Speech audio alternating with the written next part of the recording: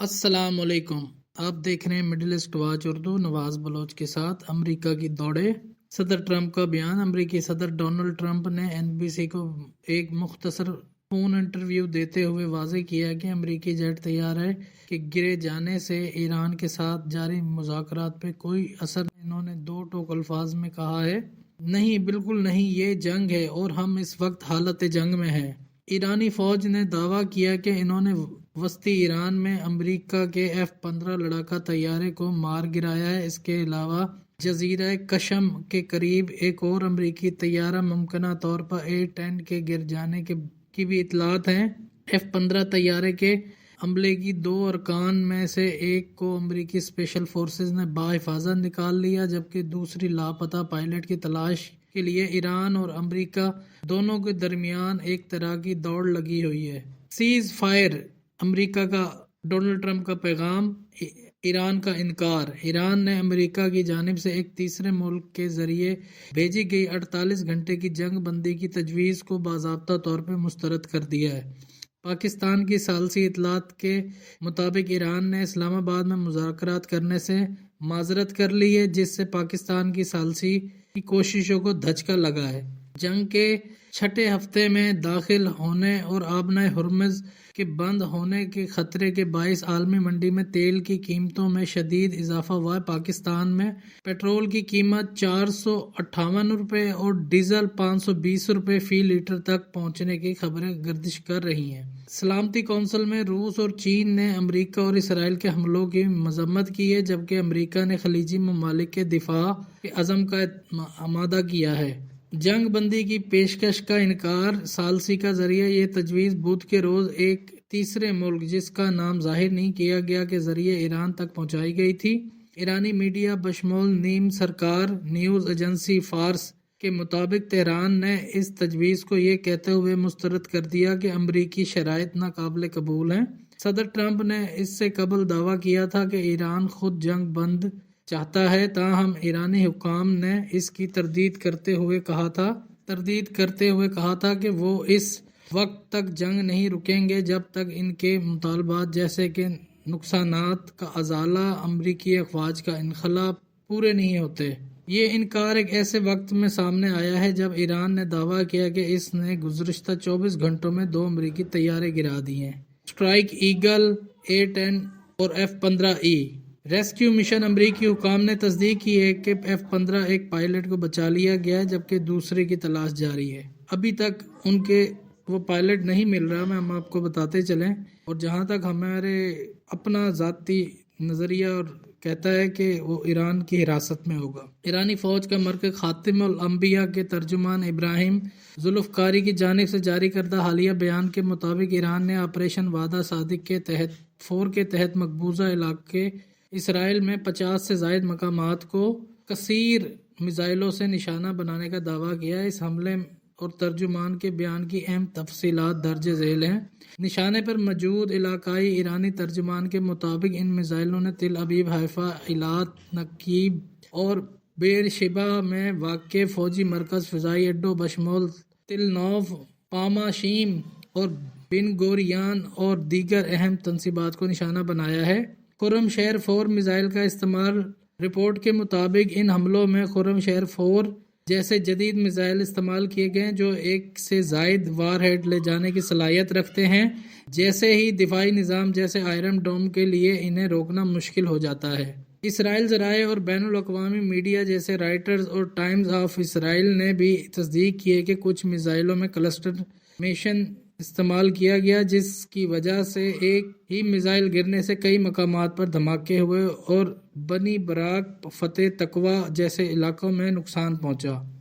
یہ حملے صدر ٹرمپ کی جانب سے ایران کی سویلین انفراسٹرکچر، بجلی اور گھروں اور پلوں کو نشانہ بنانے کی دھمکیوں کا منہ توڑ جواب ہے۔ اگر امریکہ یا اسرائیل نے مزید جارحیت کی تو ایران ان کے معاشی اور توانائی مرکز کو پہلے سے زیادہ نقصان اور تباہ کن طریقے سے نشانہ بنائے گا۔ ترجمان نے ان ممالک کو بھی الٹیمیٹم دیا ہے جو اپنی سرزمین پر امریکی فوجی اڈے رکھے ہوئے ہیں کہ وہ اپنی حدود سے ایران کے خلاف کارروائی کی اجازت نہ دیں، ورنہ وہ بھی ایرانی میزائلوں کی زد میں آ سکتے ہیں۔ یہ بیان ایک ایسے وقت میں سامنے آیا جب خطے میں جنگ اپنے چھٹے ہفتے میں داخل ہو چکی۔ ایک طرف امریکہ اور اسرائیل کی جانب سے ایران کے اندر ہزاروں اہداف کو نشانہ بنانے کا دعویٰ کیا جا رہا ہے، تو دوسری طرف ایران نے اپنے میزائل پروگرام کے ذریعے اسرائیل کے اندر گہرائی تک وار کرنے کی صلاحیت کا مظاہرہ کیا ہے۔ U S S George Ford اور تنقید بیان میں بحری جہاز یو ایس ایس کے کمانڈر کو بزدل قرار دیتے ہوئے کہا گیا ہے کہ وہ یمن کے حوثی مجاہدین کے خوف سے باب المندب کی آبنائے میں داخل ہونے سے کتراتے رہے اور بالآخر سے پیچھے ہٹ گئے۔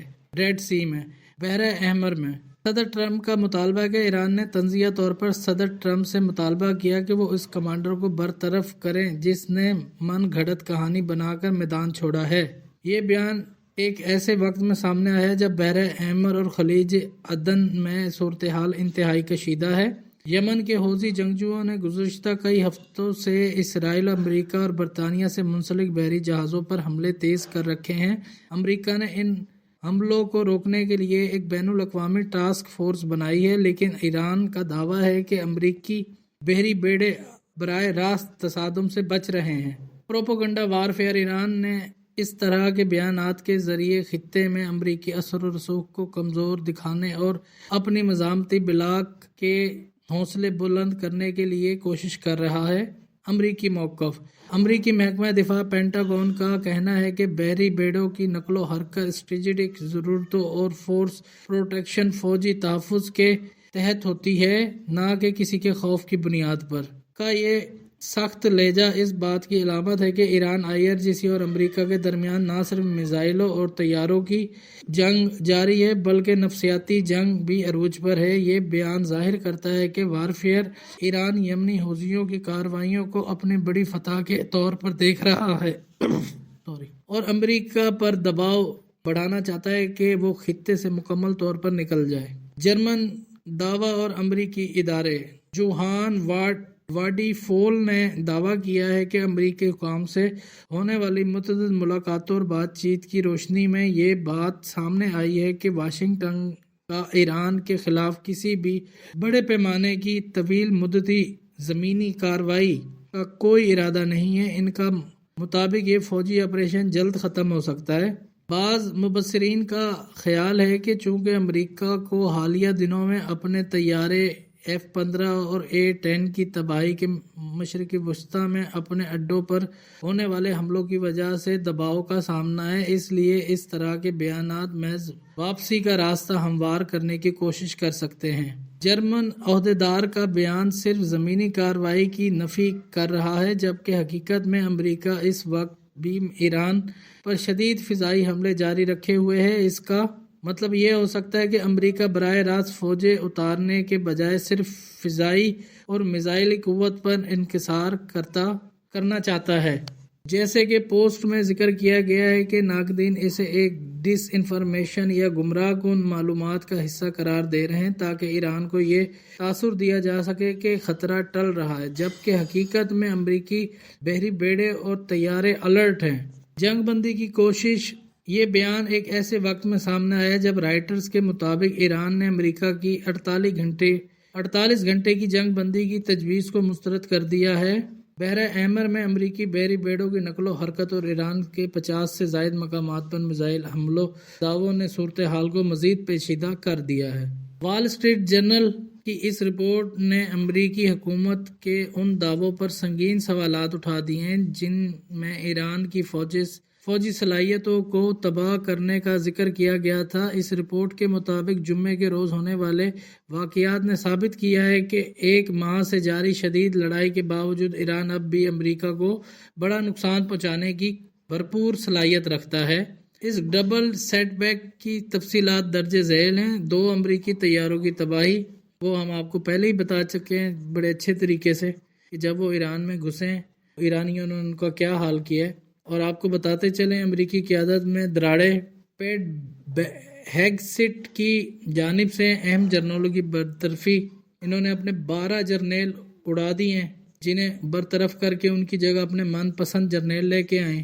ایران کے میزائل حملے، امریکی ایلومینیم کی سپلائی چین کو بڑا نقصان۔ ٹائمز آف اسرائیل اور عالمی میڈیا رائٹرز کی رپورٹس کے مطابق ایران نے متحدہ عرب امارات، UAE اور بحرین میں واقع دنیا کے بڑے ایلومینیم پلانٹس کو نشانہ بنا کر امریکی صنعتی نظام کی بنیادوں پر ضرب لگائی ہے۔ پلانٹ ابوظبی میں واقع الطویلہ پر ایرانی ڈرونز اور میزائلوں کے حملے سے بجلی گھر اور ریفائنری کو شدید نقصان پہنچا۔ کمپنی نے تصدیق کی ہے کہ پلانٹ کو مکمل طور پر خالی کر کے ہنگامی بنیادوں پر بند کر دیا گیا ہے۔ بحرین میں واقع دنیا کے سب سے بڑے سنگل سائٹ سیمیلیٹر کو بھی نشانہ بنایا گیا ہے، جس کی وجہ سے اس کی 80% سے زائد کی کمی پیداوار ہو گئی ہے۔ امریکہ کے لیے یہ خبر کیوں پریشان کن ہے؟ 60% درآمد پر انحصار۔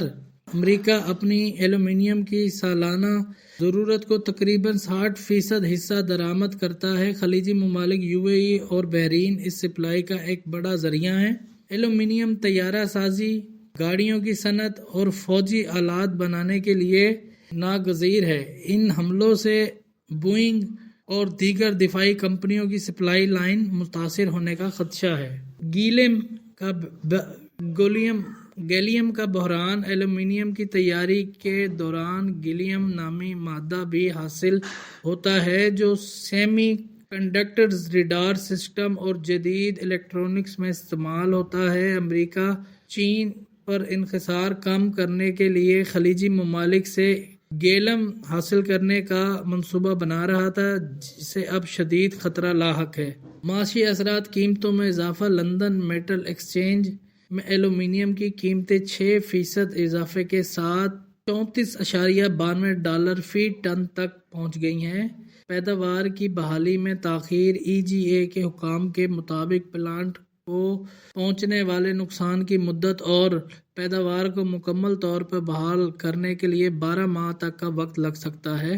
ایران کے پاسداران انقلاب IRGC کا کہنا ہے کہ یہ حملے ایرانی اسٹیل پلانٹس پر ہونے والے امریکی و اسرائیلی حملوں کا جواب ہیں، کیونکہ یہ خلیجی سیمیلیٹرز امریکی دفاعی صنعت کو خام مال فراہم کرتے تھے۔ ہماری آپ کو مڈل ایسٹ واچ اردو کی خبریں پسند آئی ہیں تو ہمارے چینل کو لائک کریں، سبسکرائب کریں اور کمنٹس کرنا نہ بھولیں۔ شکریہ۔